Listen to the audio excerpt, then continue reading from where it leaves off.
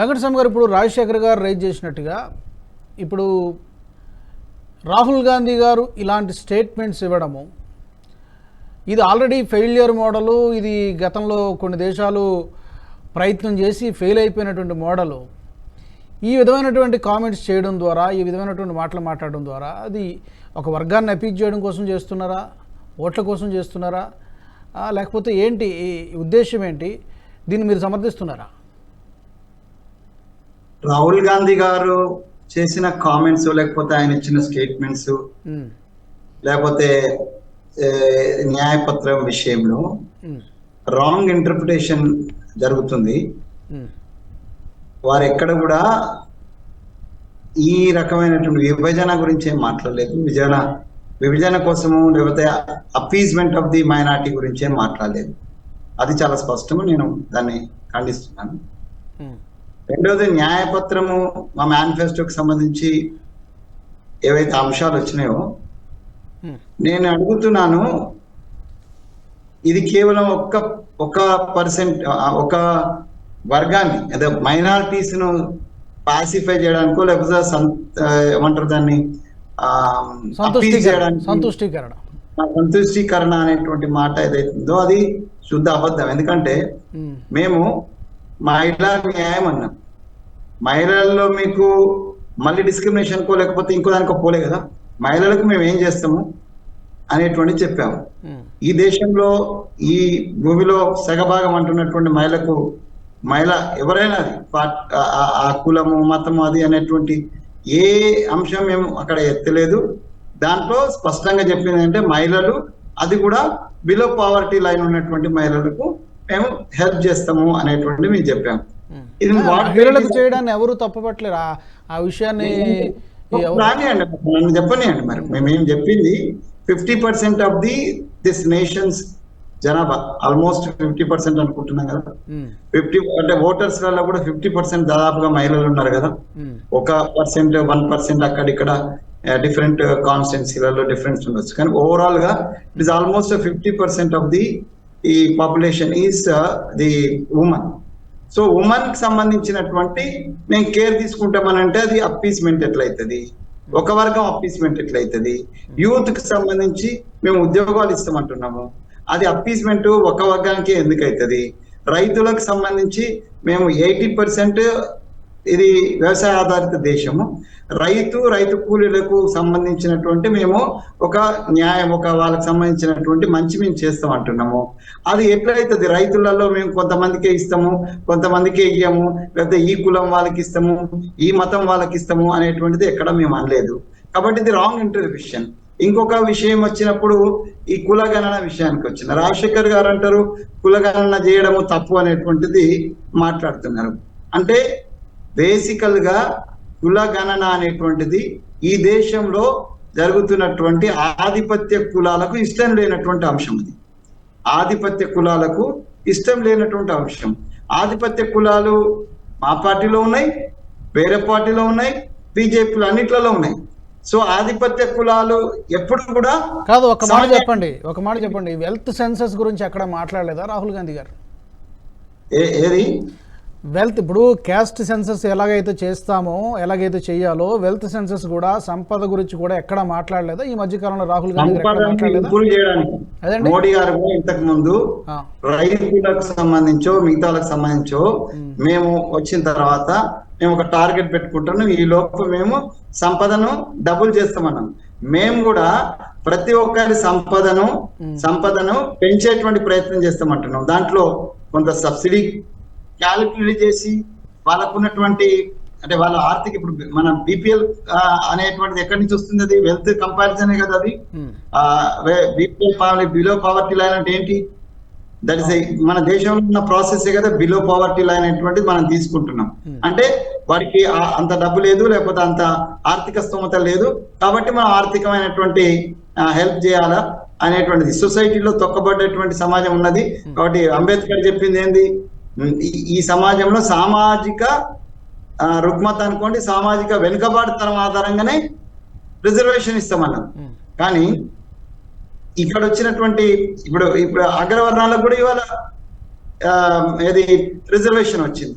ఇక సామాజిక అంటే బేసిక్ రాజ్యాంగ సిద్ధాంతానికి విరుద్ధమే అది. అది ఎందుకు ఎట్లా తీసుకొచ్చినారు? అమెండ్మెంట్ తీసుకొచ్చినారు, ఆర్డినెన్స్ చేసి తీసుకొచ్చినారు. సో ఇప్పుడు ఎవరి ఫేవర్ గా పోతుంది? రాజశేఖర్ గారు అన్నట్టుగా మొత్తం సంపద అంతా కొంతమంది చేతుల్లో ఉన్నట్టుగా మొత్తం రాజ్యాధికారం కూడా కొంతమంది చేతుల్లో ఉన్నది. ఇలా ఈ దేశంలో కొన్ని కులాల చేతుల్లోనే ఉన్నది. ఒక్కొక్క రాష్ట్రంలో ఒక్కొక్క కులం చేతిలో ఉన్నది. ఏ ఏ ఏ ఇప్పుడు నేను పర్టికులర్ గా I don't want to go for any, అది బీజేపీ కావచ్చు, కాంగ్రెస్ కావచ్చు, నేను ఒక అడుగు ముందే చెప్తున్నా, పార్టీలకు అతీతంగా చెప్తున్నా. ఈ సమాజం రాజశేఖర్ గారిని సమర్థిస్తున్నా. ఈ సమాజం మొత్తాన్ని కలిపి ఒక యూనిటీగా తీసుకోవాల్సిందే తప్పితే అలా జరగటం లేదు. ప్రజాస్వామ్యం సంబంధించినటువంటిది ఏ పార్టీ కూడా ఫాలో కావటం లేదు. ఒక్కొక్క రాష్ట్రంలో ఒక్కొక్క కులము, ఒక్కొక్క ఆధిపత్య కులము తమ కబంధాస్తాల్లో రాజకీయమైనటువంటి ఒక ఆదాన్ని పెట్టుకున్నారు. కాబట్టి రిజర్వేషన్ పెంచుతామన్నా, కులగణన చేస్తామని అంటే ఈ కులాలకు సంబంధించి ఇంత ప్రాతినిధ్యం ఉండాలా అనేటువంటిది మేము ఆశిస్తున్నాం. కాబట్టి గతంలో కంటే ఇప్పుడు ఈవెన్ రాజకీయ ప్రాతినిధ్యం కూడా కావాలని అంటున్నాం. కాబట్టి ఆ కులాలకు సంబంధించినటువంటి గణన జరిగితే వాళ్ళ ప్రాతినిధ్యం పెరుగుతుంది అనేటువంటి సదుద్దేశమే తప్పితే దీంట్లో విభజన ఉద్దేశమేం లేదు. ఒకవేళ మీరు మొత్తానికే మీరు బంద్ చేస్తారంటే ఇప్పుడు హిందుత్వం అని అంటున్నారండి. నేను RSS లో పనిచేసిన, హిందూ అనేటువంటి భావనతోటే పనిచేసినాము. ఇప్పుడు హిందుత్వం అంటేనే కుల వ్యవస్థను యాక్సెప్ట్ చేయడం కదా. ఇక కుల వ్యవస్థ లేదు ఎక్కడ. ఇప్పుడు మామూలుగా రాజ్యాంగం ఇప్పుడు నడుస్తున్న సిస్టంలో అయినా కూడా కులం ఆధారితంగానే రిజర్వేషన్ నడుస్తుంది. ఒకవేళ హిందుత్వమే ఆధారమైన, హిందుత్వం అనేటువంటి దానికి బేసికే కులం, కుల వృత్తి పేరుతోనో లేకపోతే ఇంకో సాంప్రదాయ పేరుతోనో ఇది తరతరాలుగా వస్తున్నటువంటి సిస్టంలో కూడా కులమే డామినేట్ చేస్తుంది కదా. మరి ఆ కులానికి సంబంధించినటువంటి లెక్క తీసి ఆ కులాలు ఎక్కడ ఏమున్నాయి దాన్ని బట్టి కొంత రిజర్వేషన్ పెంచుదాము, కొంత ఆర్థికంగా. సో మీరు పర్టికులర్ గా స్పెసిఫిక్ గా చెప్పేది క్యాస్ట్ సెన్సస్ గురించి ఎక్కువగా ఫోకస్ చేసి మాట్లాడుతున్నారు. కానీ ఎక్కడ కూడా ఈ అంశాన్ని, ఈ వెల్త్ డిస్ట్రిబ్యూషన్ అనేటువంటి అంశాన్ని ఎక్కడ మాట్లాడలేదంటారు. కేవలం ఎక్కడ కూడా వెల్త్ డిస్ట్రిబ్యూషన్ గురించి పర్టికులర్ గా మాట్లాడే అంటే ఈ ఫ్లో ఏదైతే ఈ బిపిఎల్ ఫ్యామిలీస్ విషయానికి వచ్చినప్పుడు వాళ్ళకి సంబంధించినటువంటి సంపదను కూడా మనం కాలిక్యులేట్ చేస్తే వాళ్ళకి అందాల్సినటువంటి సాయం అందుతుంది అనే ఉద్దేశం తప్పితే మేము వాళ్ళకి తక్కువ ఉంది కాబట్టి మేము కూడా కమ్యూనిస్టులు నమ్ముతలేము. కాంగ్రెస్ పార్టీ ఎప్పుడు కమ్యూనిస్ట్ సిద్ధాంతాన్ని యాక్సెప్ట్ చేయలేదు. అదే అంటున్నారు. వెల్త్ సమాన పంచాలనేటువంటి మాట ఎప్పుడన్నా సమన్యాయం వారు అన్నట్టుగా ఈక్వల్ ఆపర్చునిటీ అనేది మన రాజ్యాంగంలో ఉన్నది.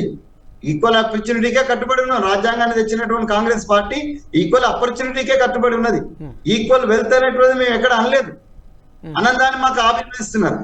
దీనికి 2006 లో మన్మోహన్ సింగ్ గారు అన్నారు కదా, స్పెసిఫిక్ గా అన్నారు కదా. ఏమన్నారు? దేశ సంపదలో 2006 నుంచి 14 దాకా 2006 నుంచి 14 దాకా ఎక్కడన్నా ఇదే మోడీ మాట్లాడిండా? లేదా 14 నుంచి 24 దాకా ఎక్కడన్నా ఇదే మోడీ మాట్లాడిండా? ఇదే అమిత్ షా మాట్లాడిండా? ఇప్పుడు ఒక అభద్రతా భావంలో వెళ్ళిపోతున్నారు. రాహుల్ గాంధీ జోడో యాత్ర అనే విషయాన్ని రాజశేఖర్ గారు చెప్పినారు, మేడం గారు కూడా చెప్పినారు. జోడో యాత్ర కారణంగానో లేకపోతే కార్యకర్తల కష్టం కారణంగానో ఇప్పుడు జరుగుతున్నటువంటి పరిణామాల కారణంగానో బీజేపీ యొక్క విధానాలు ఏదైతే కార్పొరేటైజేషన్ యొక్క విధానాల కారణంగానే ఈ అన్ని వాళ్ళు చేస్తున్నటువంటి తప్పులు లేకపోతే వాళ్ళు చేస్తున్నటువంటి దౌర్జన్యం, అరాచక పాలన, అప్రజాస్వామిక పాలన ఈ అన్నిటి కారణంగా 10 ఏళ్ల తర్వాత ఇలా తెలంగాణ ఎట్లయితే ఇక్కడ ఉన్నటువంటి అప్రజాస్వామిక పాలన మీద, అరాచక పాలన మీద ఎట్లయితే ప్రజలు తిరగబడ్డారో దేశవ్యాప్తంగా కూడా మీరు ఎన్ని మాటలు చెప్పినా, తెలంగాణ నా ప్రాణం అని చెప్పినా కూడా ప్రజలు నమ్మలేదు. కేసీఆర్ అట్లాగనే హిందుత్వం ప్రాణం అని చెప్పినా కూడా ఇవాళ మోడీ గారిని నమ్మే పరిస్థితి లేదు. హిందుత్వం పేరుతోటి హిందువులను మభ్య పెడుతున్నారు. ఎక్కడుందంటే అభద్రత. 20% లేనోడు వచ్చి 80% ఉన్న హిందువులను మొత్తం ఖతం చేస్తాడనేటువంటి ఒక అభద్రత భావన, పిరికి వేషం ఎందుకండి? హిందూ సమాజం పిరికి సమాజం కాదు. హిందూ సమాజం పిరికి సమాజం కాదు. ఒక్క నిమిషం వెంకటస్వామి గారు. అభద్రత అమిత్ షా గారికి ఉండొచ్చు, అధికార అపరిస్థితి ఉండొచ్చు, కానీ హిందూ సమాజానికి అభద్రత ఏం లేదు. ఇలా 80% పోతాడు. ఎందుకు నాశనం అయిపోతాడు? ఎందుకు కిందికి పోతాడు? ఒక్క నిమిషం వెంకటస్వామి గారు, ఒక్క నిమిషం. మీ వాయిస్ బ్రేక్ అవుతుంది. ఒక పోలరైజేషన్ రాజశేఖర్ గారు స్పష్టంగా చెప్పినాడు. ఈ పోలరైజేషన్ ఏదైతే ఉందో ఈ బ్రహ్మకర్సిలో కరెక్ట్ కాదని ఆయన చెప్తున్నాడు.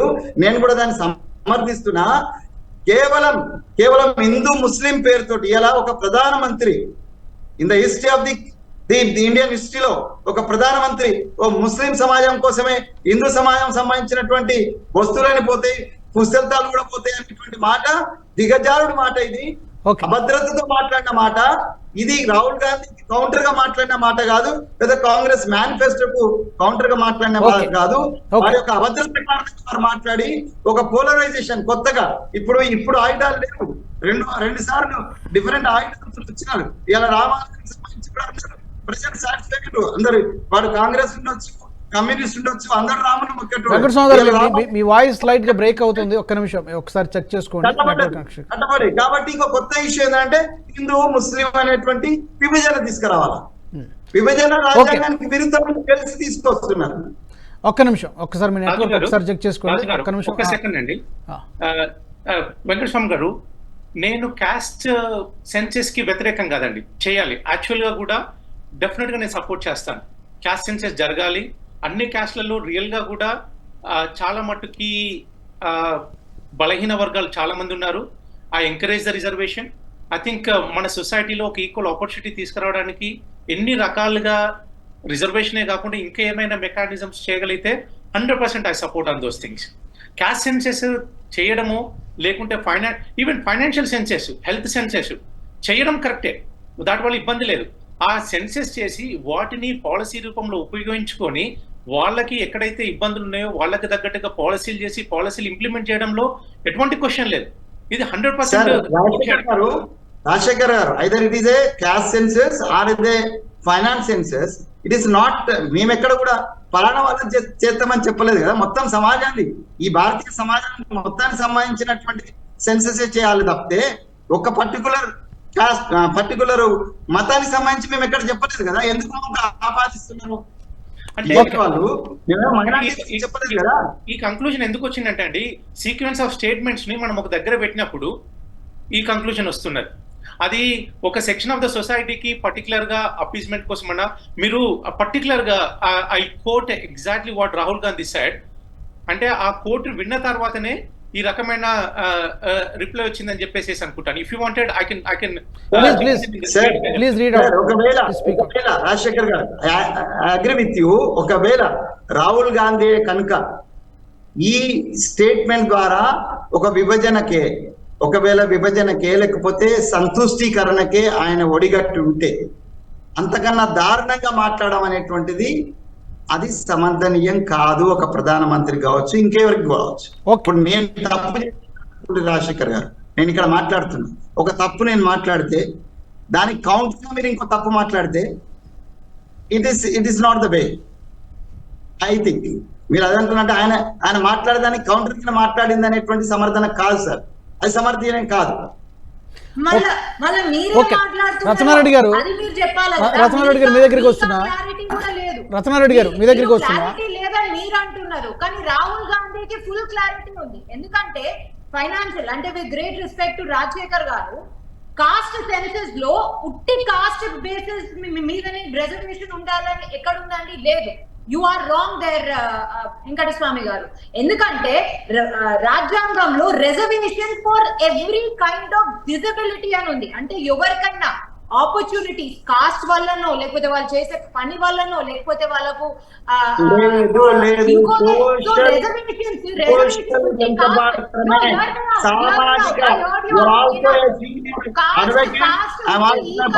ఒక క్వశ్చన్ రత్నారెడ్డి గారు ఒక్క నిమిషం.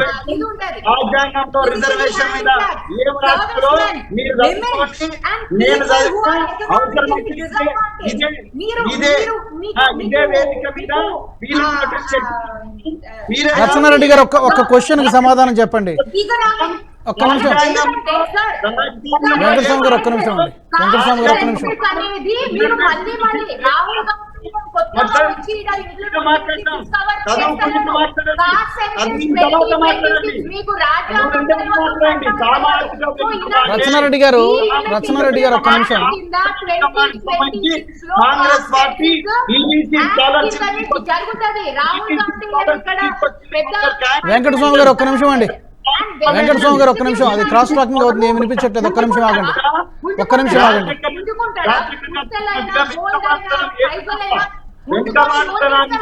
రచనారెడ్డి గారు, రచనారెడ్డి గారు ఒక్క నిమిషం అండి. అరే కమ్యూనిజం, మార్క్సిజం, ఎకనామిక్స్ 101 కి అబ్సల్యూట్ విరుద్ధం, contradictory. Communism, Marxism China follow కాదు. It follows a political communism and a capitalist economic structure. Russia follow కాదు. క్యాపిటలిస్ట్ ఎకనామిక్ సెంటర్ ఇప్పుడు మీరైనారు, బీజేపీ అయింది. క్యాపిటలిస్ట్ ఎకనామిక్ సెంటర్ లో మీరైనారమ్మా. తీసుకొచ్చి లేని కులాలకు లేకపోతే లేని మతస్థులకు పెడతాము అంటే ఊకుంటారా? ఒక్క మాట చెప్తారా రచనారెడ్డి గారు? రచనారెడ్డి గారు,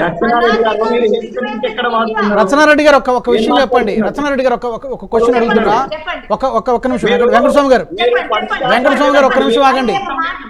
వెంకటస్వామి గారు ఒక్క నిమిషం ఆగండి. మీరు అడిగిన క్వశ్చన్ అడుగుతున్నా, ఒక్క నిమిషం ఆగండి.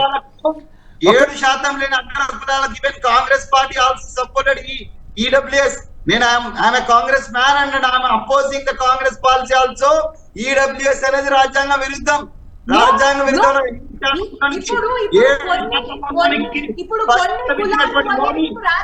చెప్పుకున్నటువంటి ఓబీసీ అని చెప్పుకునే నైతిక హక్కు కోల్పోయాడు. నైతిక హక్కు కోల్పోయాడు. Reservation for ex-servicemen. నేను చెప్తున్నా కదా, అప్పర్ క్లాస్ ఒక్క నిమిషం వెంకటస్వామి గారు, వెంకటస్వామి గారు ఒక్క నిమిషం.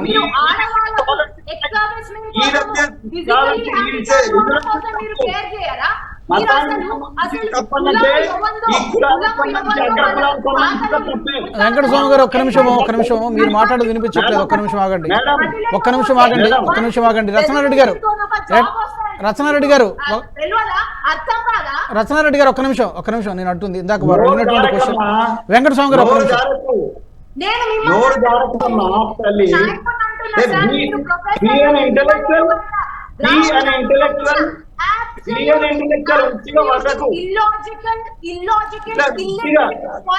రచనారెడ్డి గారు, రచనారెడ్డి గారు ఒక్క క్వశ్చన్. ఒక్క నిమిషం వెంకటస్వామి గారు. ఈ వీడియో మీకు నచ్చినట్టయితే లైక్ చేయండి, 10 మందికి షేర్ చేయండి. అలాగే కామెంట్ల రూపంలో మీ అభిప్రాయాలను మాతో పంచుకోండి. Nationalist hub group of channels ను సబ్స్క్రైబ్ చేసుకుని తెలుగునాట జాతీయవాద జర్నలిజాన్ని ప్రోత్సహించండి. ఈ వీడియో కింద ఉన్న బెల్ ఐకాన్ పై క్లిక్ చేయడం మర్చిపోవద్దు.